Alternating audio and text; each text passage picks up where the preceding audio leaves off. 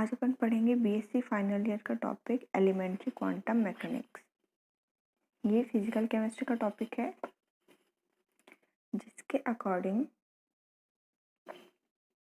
जिसमें सबसे पहला टॉपिक है ब्लैक बॉडी रेडिएशन।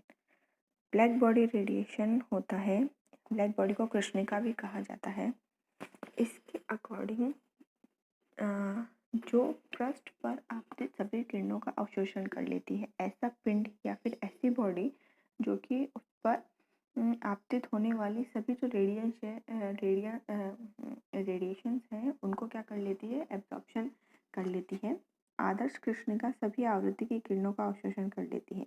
यानी जो आइडियल आपकी ब्लैक बॉडी होती है वो जितनी भी टाइप के आप उनके ऊपर रेडिएशन डाले, चाहे किसी भी फ्रिक्वेंसी की हो, किसी भी वेवलेंथ की हो, किसी भी एनर्जी की हो, वो सारी जो है रेडिएशन का क्या कर लेती है, एब्जॉर्प्शन कर लेती है। नेक्स्ट पॉइंट है इसमें अच्छा अवशोषक ही अच्छा उत्सर्जक होता है। यानी कि जो सबसे अच्छा जो जितनी रेडिएशन का एब्जॉर्प्शन करेगा वो उतनी ही रेडिएशन का क्या करेगा, वापस एमिशन करेगा। यानी कि जो सबसे ज़्यादा black body ideal black body कौन सी होगी, जो मैक्सिमम का जो है एब्जॉर्प्शन करेगा और उतने का ही क्या करेगा, एमिशन करेगा। इसलिए जो ब्लैक कलर होता है, गर्मी में ब्लैक कलर कम पहनना चाहिए, क्योंकि ब्लैक बॉडी जो होती है वो सारी रेडिएशन का एब्जॉर्प्शन कर लेती है। इस वजह से क्या होती है, हमें गर्मी में और भी ज़्यादा गर्मी लगती है। इसलिए कहा जाता है कि गर्मियों में क्या करना चाहिए, हल्के कलर के कपड़े पहनने चाहिए, क्योंकि हल्के कलर के जो कपड़े होते हैं या जो ब्लैक बॉडी नहीं होते हैं वो क्या करते हैं, कम रेडिएशन का एब्जॉर्प्शन करते हैं, जिससे कि गर्मी कम लगती है और कम का ही वो क्या करते हैं, एमिशन करते हैं। इसलिए इसमें बताया गया है कि ब्लैक बॉडी क्या है, जो पृष्ठ पर आपतित सभी किरणों का अवशोषण कर लेती है। आइडियल ब्लैक बॉडी के लिए लिखा गया है ये सभी आवृत्ति की किरणों का जो है वो एब्जॉर्प्शन करती है। अच्छा अवशोषक क्या होता है, अच्छा उत्सर्जक होता है।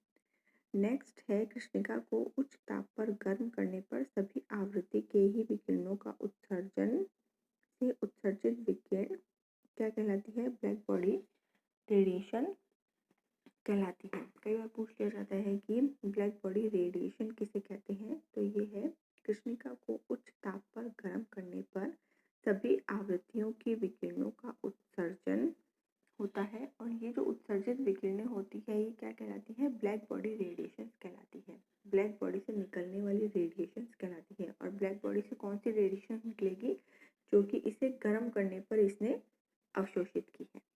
फिर यहाँ ऊपर की तरफ एक ग्राफ दिया गया है। ग्राफ के अकॉर्डिंग ग्राफ खींचा गया है एनर्जी और लैम्डा के बीच में विभिन्न तापों पर कृष्ण विकिरणों की स्पेक्ट्रम में वितरण। तो एनर्जी और वेवलेंथ के बीच में ग्राफ खींचा गया है, जिसमें अपन को क्या बताया गया है, पीक पर टेम्परेचर बताया गया है। जैसे जैसे टेम्परेचर बढ़ता जा रहा है वैसे वैसे क्या होता जा रहा है, इसकी एनर्जी और लैम्डा भी बढ़ते जा रहे हैं।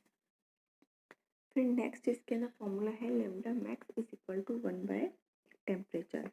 लैम्डा और टेम्परेचर क्या होते हैं, एक दूसरे के रेसिप्रोकल होते हैं।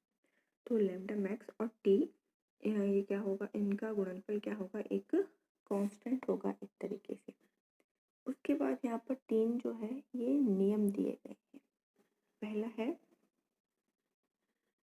वीन का विस्थापन नियम, वीन्स डिस्प्लेसमेंट लॉ, वीन का विस्थापन का नियम, जिसके अकॉर्डिंग क्या है, कृष्णिका के प्रति इकाई क्षेत्रफल से उत्सर्जित विकिरणों की ऊर्जा की मात्रा को क्या कहा जाता है, उसका ऊर्जा घनत्व कहा जाता है, या फिर एनर्जी डेंसिटी कहा जाता है।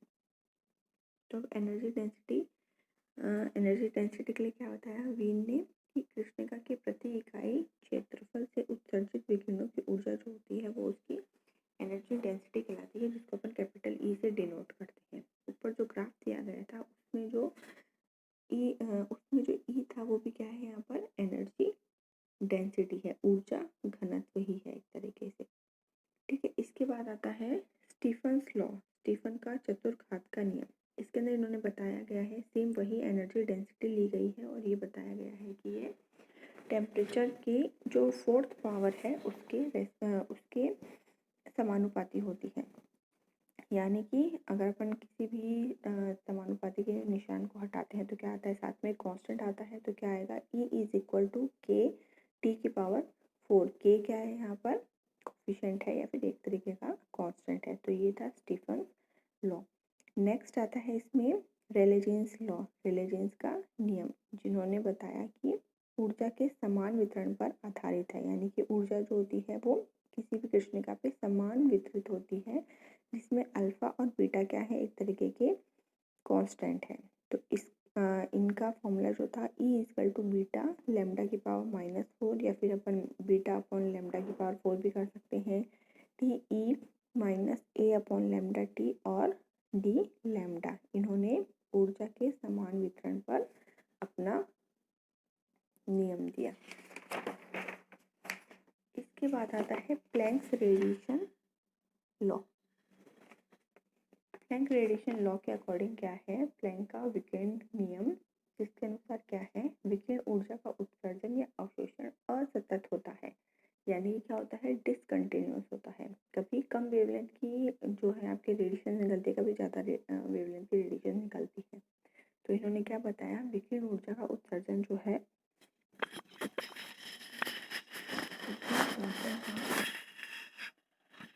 उत्सर्जन या अवशोषण असतत होता है, यानी कि डिसकंटिन्यू होता है, तथा ऊर्जा के छोटे छोटे बंडल्स के रूप में होता है, जिन्हें कि छोटे छोटे पॉकेट्स के रूप में होता है, जिन्हें बोलते हैं अपन फोटोन या फिर क्वांटा।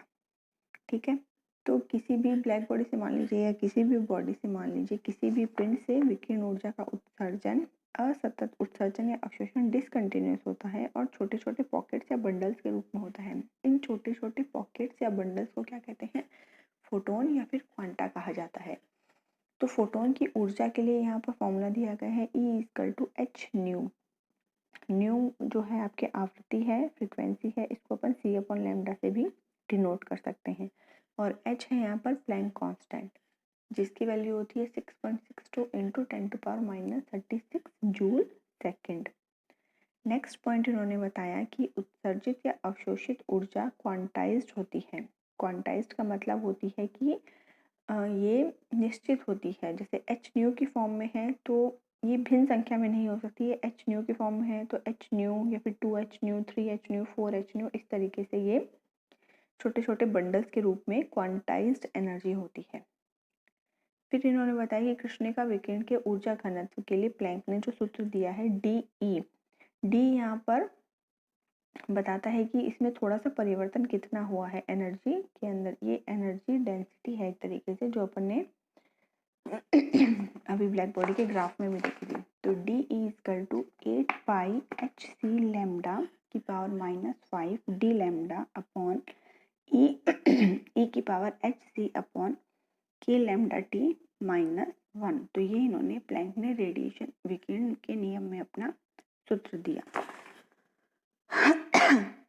इसके बाद आता है फोटो इलेक्ट्रिक इफेक्ट, प्रकाश विद्युत प्रभाव।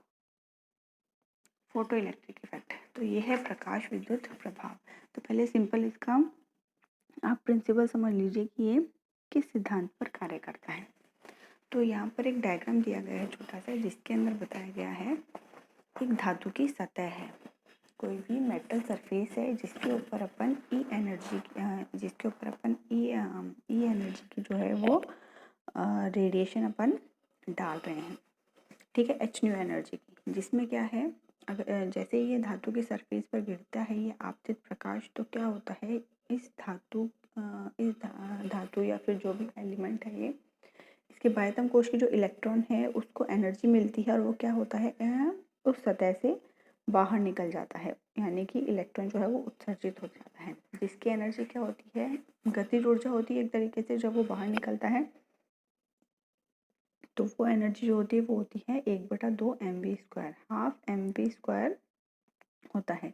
तो पहले तो सतह पर जो इलेक्ट्रॉन था वो रेस्ट फॉर्म में था, ठीक है, लेकिन जैसे ही उसके ऊपर किसी भी आवृत्ति की, निश्चित आवृत्ति की जो है, जो उसको बाहर निकालने के लिए उपयोगी है, उस आवृत्ति की अगर अपन रेडिएशन डालते हैं मेटल सरफेस के ऊपर, तो वो इलेक्ट्रॉन क्या करता है, अपनी कक्षा को छोड़कर बाहर निकल जाता है, जिस ऑर्बिटल में वो चक्कर लगा रहा था उसे छोड़कर क्या करता है, वो बाहर निकल जाता है। अब बाहर निकलने के लिए उसको क्या चाहिए होती है, गतिज ऊर्जा चाहिए होती है, जो कि उसको आपतित विकिरण की एनर्जी से मिलती है, जो कि है एच न्यू।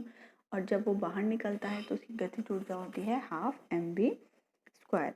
तो ये होता है फोटो इलेक्ट्रिक इफेक्ट, प्रकाश विद्युत प्रभाव, यानी कि प्रकाश की वजह से, किसी भी निश्चित आवृत्ति के प्रकाश की वजह से मेटल सरफेस पे से इलेक्ट्रॉन का बाहर निकलना क्या कहलाता है, फोटो इलेक्ट्रिक इफेक्ट। अब इसमें दिया गया धातु की सतह होती है जिस पर पर्याप्त अधिक आवृत्ति प्रकाश की विकिरण को आपतित किया जाता है। धातु के सतह के इलेक्ट्रॉन जो है वो उत्सर्जित होते हैं, और प्रकाश की वजह से अगर कोई इलेक्ट्रॉन उत्सर्जित होता है तो उस उत्सर्जित इलेक्ट्रॉन को बोला जाता है फोटो इलेक्ट्रॉन। जैसे कि एग्जाम्पल है सोडियम और सीजियम, ये विजिबल लाइट को यानी कि दृश्य प्रकाश की विकिरण की वजह से सोडियम और सीजियम के जो है वो इलेक्ट्रॉन जो है अपनी कक्षा को छोड़कर बाहर निकल जाते हैं। इसी तरीके से मैग्नीशियम और एल्यूमिनियम के जो इलेक्ट्रॉन्स हैं उन पर अगर यूवी रेज डाली जाती है तो उनके जो इलेक्ट्रॉन्स है वो मेटल सरफेस को छोड़कर बाहर निकल जाते हैं। सीजियम का यूज होता है फोटो इलेक्ट्रिक सेल के अंदर, जिसमें कि यही सिद्धांत काम करता है। फोटो इलेक्ट्रिक सेल्स होते हैं प्रकाश विद्युत, जो आपके बैटरीज होती हैं उनके अंदर यही सिद्धांत कार्य करता है, जिसमें कि सीजियम यूज किया जाता है, क्योंकि इसकी आईपी यानी कि आयनन विभव जो है इसका मिनिमम होता है, इसलिए इलेक्ट्रॉन आसानी से निकल जाता है। कम आवृत्ति की भी अगर अपन इन पे फोटो रेज डालते हैं या रेडिएशंस डालते हैं तो क्या होता है, इलेक्ट्रॉन आसानी से बाहर निकल जाता है। अदर एग्जांपल्स हैं इसके lithium, sodium, potassium, rubidium etcetera. फिर नेक्स्ट आपके आता है इसका एक छोटा सा डेरिवेशन मान लीजिए, या फिर अपन इसका एक फॉर्मूला निकालते हैं जिसके अंदर क्या है, H nu is equal to क्या है, 5 plus half M V square. H nu तो वो एनर्जी है जो अपन ने प्रकाश डाला है, यानी कि आपतित प्रकाश की एनर्जी है, और फाई है यहाँ पर दहलीज ऊर्जा, या फिर इसे कार्यफलन भी कहा जाता है, वर्क फंक्शन भी कहा जाता है, plus half M V square. Half M V square अपन ने देखा है ये गतिज ऊर्जा है जो इलेक्ट्रॉन को अपनी सतह से छोड़कर बाहर निकलने के लिए आवश्यक है।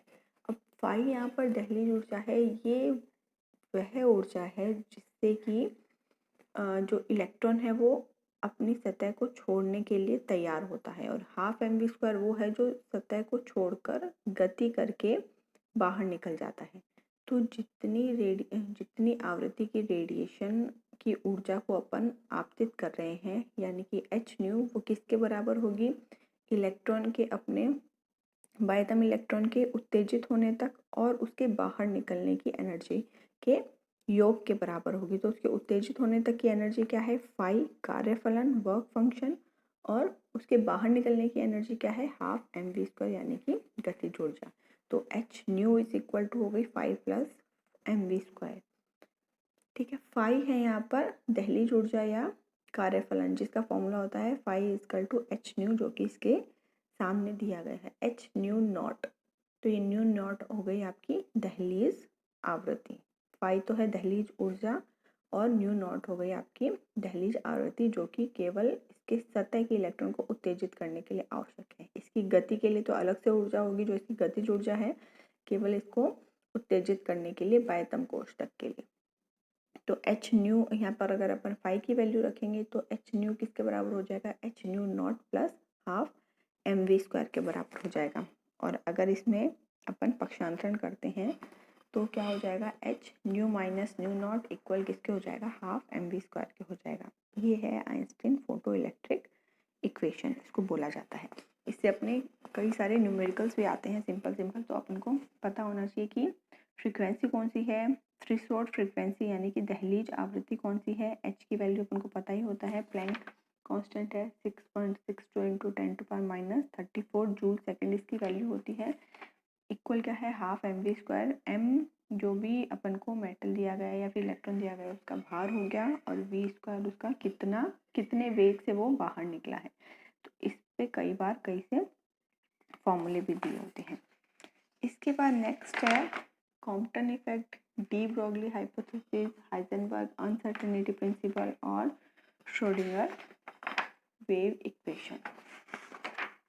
ये सब अपन नेक्स्ट क्लास में पढ़ेंगे। Thank you.